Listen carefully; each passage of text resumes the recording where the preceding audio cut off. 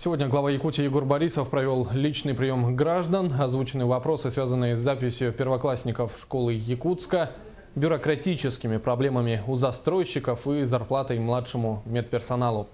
Что касается последнего, Борисов согласился, что размер зарплаты медработников, а именно младшего персонала, невысокий, и власти делают все возможное, чтобы увеличить размер оплаты труда всем категориям работников, чья зарплата не дотягивает до минимального размера оплаты труда. Отметим, в республике МРОТ составляет 15 390 рублей.